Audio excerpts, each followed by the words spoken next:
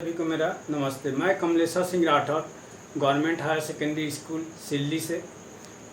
आज का हमारा टॉपिक मेजरमेंट यूनिट्स को आगे बढ़ाते हुए आज का टॉपिक हमारा डायमेंशनल क्वांटिटीज है। हम लोग अभी तक डायमेंशनल के बारे में जो भी स्टडी किए उसी को समराइज कर रहे हैं और एक ओवरव्यू के रूप में आज के क्लास में देखेंगे। तो इसके लिए मेरे को चार्ट बनाना पड़ेगा, तो आप लोग लिख लेंगे शब्दों में। विमाओं के दृष्टिकोण से आपका जो भौतिक राशियाँ दो प्रकार से होते, तो आप क्या लिखोगे? विमा राशि। विमाओं के दृष्टि से भौतिक राशि कितने प्रकार से होते हैं? दो प्रकार से। पहला आपका विमा युक्त राशि। विमा युक्त राशि वही राशियाँ होती हैं जिसकी विमाएं होती है। विमा किसका होगा? मैं बोला था जिसका घात हो, वो क्या होती है? विमा युक्त राशि होता है। और दूसरा प्रकार होता है विमाहीन राशि। तो भौतिक में ऐसे भी होते हैं जो क्या होता है? विमाहीन राशियाँ होती है। जैसे आप लोग को मैं बताया था कोण, है ना जी, वो क्या है? आपको विमाहीन राशियाँ है। विमा युक्त राशियों को भी आगे चल के दो भागों में बांटा गया। तो इसको डायमेंशनल क्वांटिटीज, डायमेंशनल लेस, इसका दो प्रकार आगे देखिए। विमा युक्त चर राशियां, विमा युक्त चर राशि। अभी चर राशि क्या होता है मैं आगे बताऊंगा। दूसरा क्या होता है? विमा युक्त अचर राशि। तो चर है ना, जो चेंज होते रहता है समय के साथ, ठीक, वो क्या होता है? चर। और जो समय के साथ चेंज नहीं होते वो क्या कहलाता है? अचर राशि। इसी को एक प्यारा सा फिजिक्स में नाम दिया जाता है कांस्टेंट। आप लोग अब बहुत अच्छे से समझेंगे। कांस्टेंट लिया जाता है। नियतांक एक और फेमस वर्ड, नियतांक। तो फिजिक्स में नियतांक बहुत बड़ा रोल है। तो वही क्या राशि होती है? अचर राशि होती है। चर राशि यानी आप जितना भी निकाले, विस्थापन, वेग, त्वरण, लंबाई भी बोल सकते हो, आयतन, क्षेत्रफल, ये सब क्या है? आपका चर राशियाँ होती है, ठीक है। विमायुक्त अचर राशि जैसे आपको गुरुत्वाकर्षण नियतांक बोल सकते हो, और पढ़े होंगे प्लांक नियतांक पढ़े होंगे, हाँ, बोल्टजमैन नियतांक पढ़े होंगे। ये सब क्या होता है? विमायुक्त अचर राशियाँ होती है। तो इसमें आपको क्या आ जाएगा? वेग, क्षेत्रफल, आयतन, बल।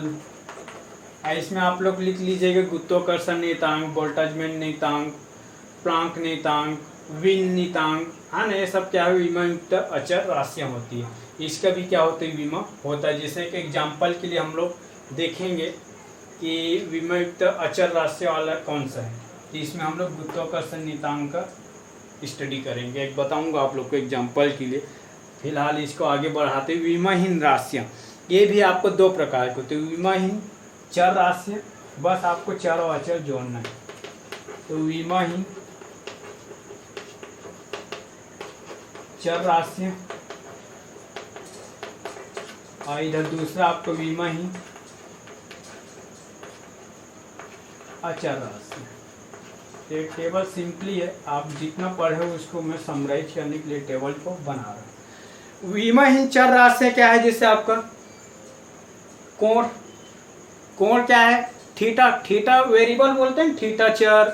आप लोग 9वीं 10वीं में स्टडी किए होंगे, देखे होंगे, है ना। तो ये क्या हो गया? विमाहीन चर राशि।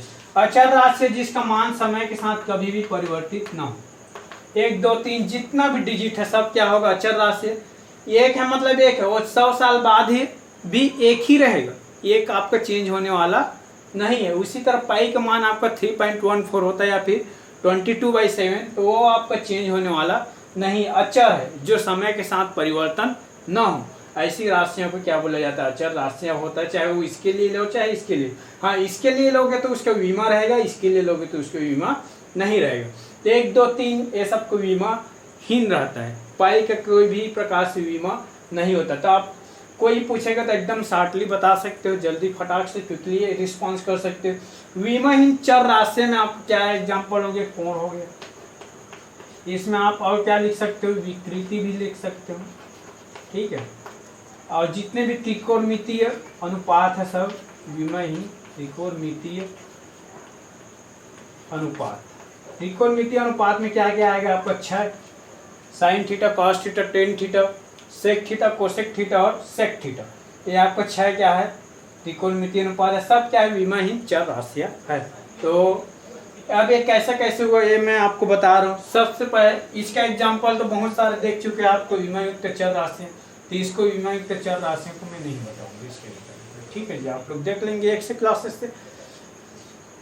दूसरा क्या बचा, विमायुक्त अचर राशि। तो विमायुक्त अचर राशियों को बताता हूँ मैं। जैसे आपका गुरुत्वाकर्षण नियतांक लेंगे तो इसके लिए आपका न्यूटन ने सार्वत्रिक गुरुत्वाकर्षण का नियतांक दिया था। इसके अनुसार से क्या होता है, एफ इक्वल Gmm/r²।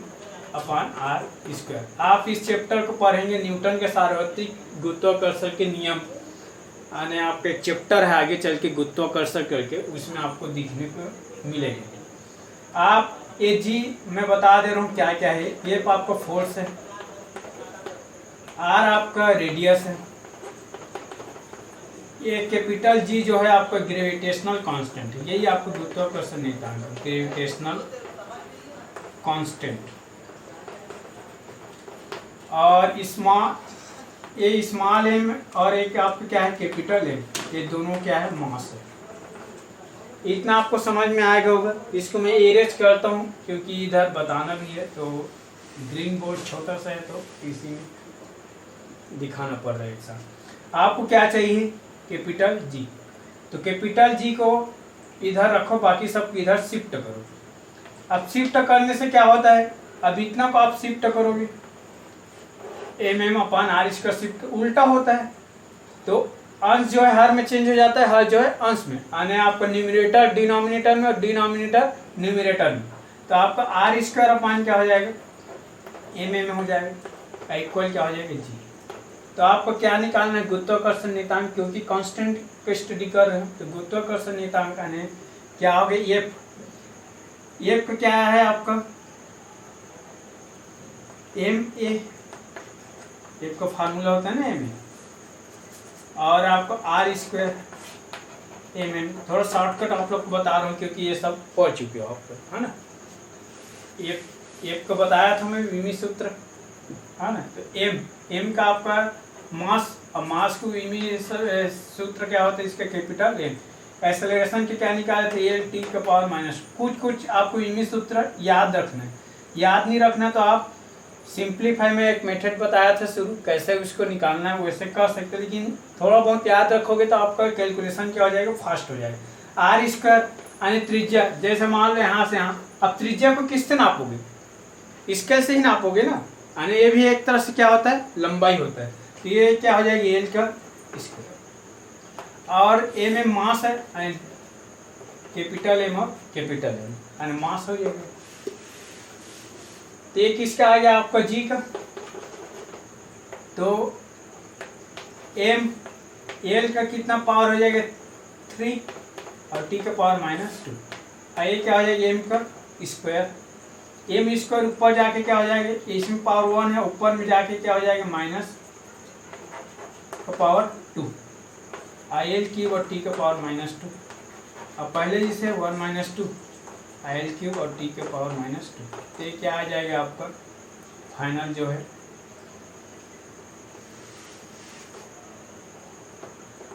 m का पावर -1, L³ और टी का पावर -2। ये आपका विमी सूत्र हो गया किसका, गुरुत्वाकर्षण नियतांक का, ठीक है जी। तो गुरुत्वाकर्षण नियतांक का आपका ये फार्मूला हो गया,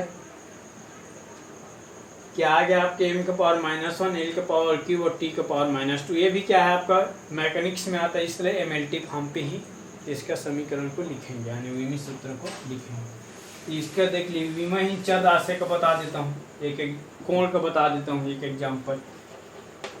कोण बराबर क्या होता है, आप सब फेमस है 10वीं 9वीं 10वीं में चाप करते त्रिज्या, ये तो जान ही रहे होंगे। अब चाप एक्चुअल में होता क्या है, एक छोटा सा पार्ट है ना, ये क्या हो गया आपका चाप हो गया, यानी लेंथ कैसे नापोगे, स्केल से ही नापोगे, हाँ ना। और त्रिज्या इसको भी स्केल से नापोगे, यानी दोनों का मात्रक क्या हो जाएगा आपका लंबाई। तो आपको देखना है आप किससे मापन कर रहे हो, यानी किस मात्रक का सहारा ले रहे हो, वही आपका क्या होगा मात्रक होगा। चाप क्या है कि इसका सहारा रहे हो लंबाई का, और त्रिज्या के लिए भी लंबाई, और एल और एल कैंसल और क्या आ जाएगा वन। तो इसका विमीय सूत्र कुछ निकला क्या, नहीं, है ना। ये क्या होगा डायमेंशन लेस है, यानी एम भी जीरो है, यहाँ पे एल भी जीरो है और टी भी जीरो है। ये डायमेंशन लेस के standard am naught L not T not इससे शो होता है। तो एक कोण का हो गया 1 2 3। पाई को डिफाइन करने की जरूरत नहीं है, आप शब्दों में लिख सकते हैं। समय के साथ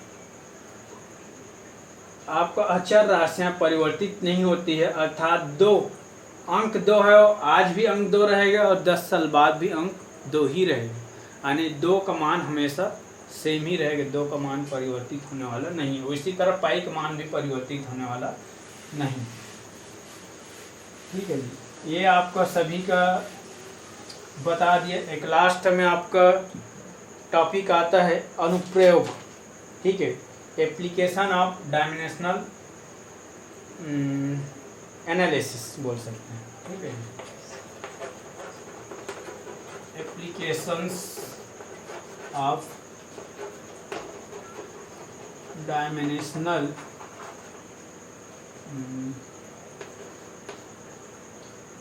एनालिसिस, यानी विमीय विश्लेषण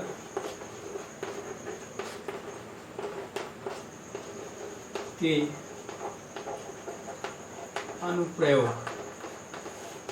कितना अनुप्रयोग है, अभी तक आप विमीय सूत्र देखे तो फिजिक्स से उसका अनुप्रयोग यानी सिंपल भाषा में क्या बोलोगे उपयोग से है, ये आपका लिटरेचरली लैंग्वेज यानी ये आपका क्या हो गया अनुप्रयोग।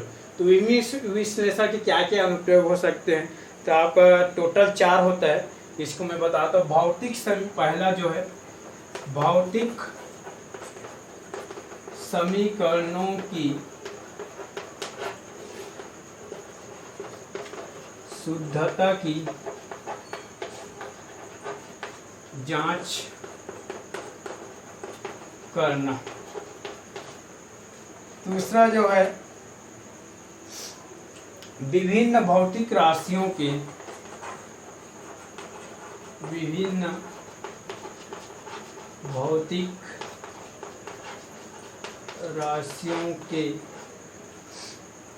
मध्य पारस्परिक संबंध स्थापित करना, या फिर के मध्य संबंध स्थापित करना भी लिख सकते हैं, पारस्परिक लिखना जरूरी नहीं है, संबंध स्थापित, ये 2 हो गए। तीसरा आपका क्या है वो बताता हूँ।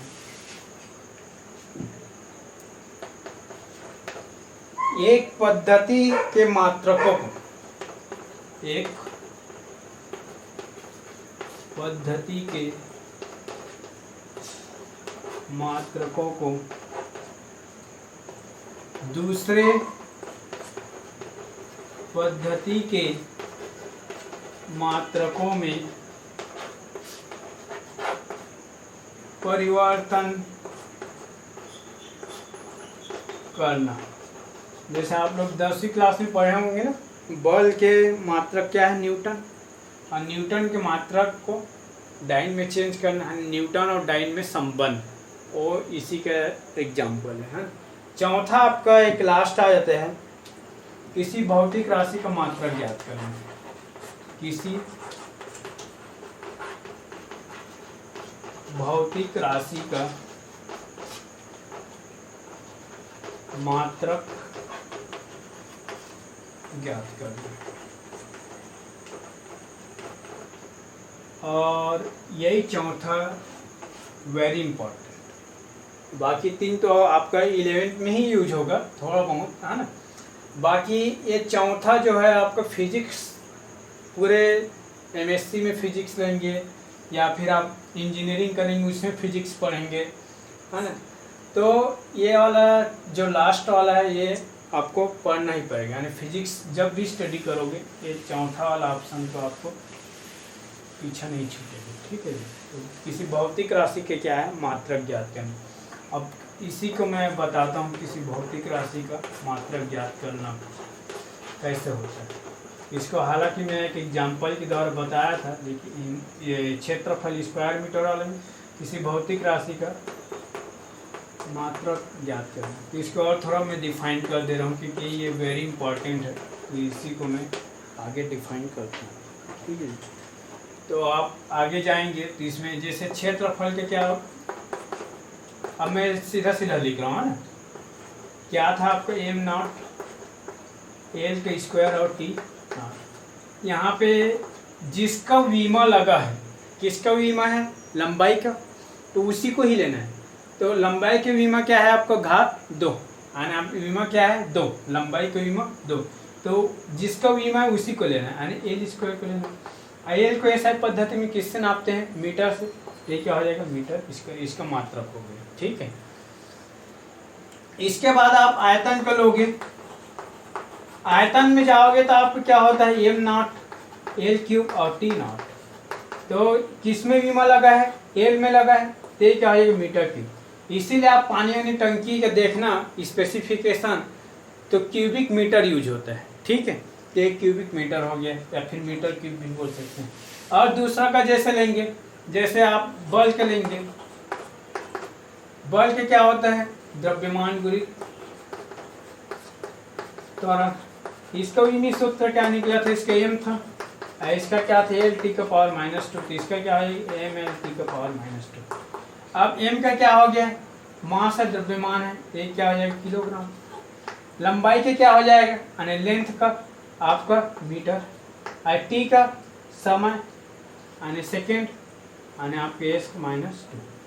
तो केजी मीटर पर सेकेंड स्क्वायर, इसको ऐसे भी लिख सकते हो केजी मीटर पर सेकेंड स्क्वायर, या फिर ऐसे भी रहता है मीटर केजी पर सेकेंड स्क्वायर। इसी को क्या बोले जाता है, 1 न्यूटन बोला जाता है।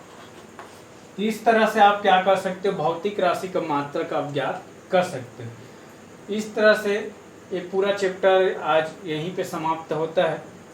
तो मेजरमेंट एंड यूनिट्स आप लोग का ख़त्म हो गया। आप लोग का नेक्स्ट चैप्टर नेक्स्ट वीडियो में करेंगे। आज के लिए बस इतनी ही, नमस्कार।